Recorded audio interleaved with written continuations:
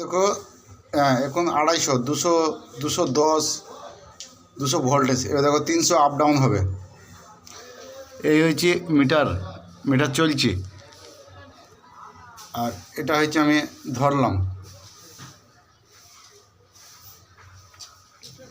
হ্যাঁ দেখো 300, 250 হয়ে গেল। তাহলে এরকম করে চললে তো মোটর পুড়ে যাবে। এখন 250 কমছে।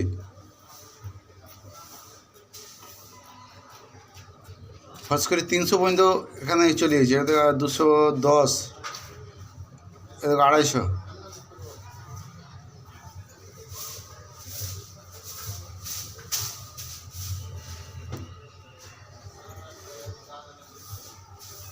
একটু দাঁড়িয়ে থাকলেই বোঝা যাবে মিটার কত, এখানে কত কারেন্ট আপ ডাউন করছে।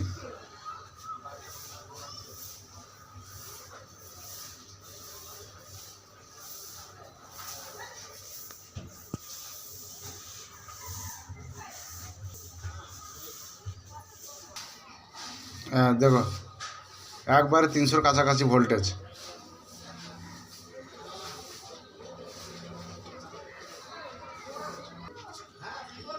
এখন আবার 210 হয়ে গেল, 220 হয়ে গেল, হট করে আবার 300 হয়ে যাচ্ছে।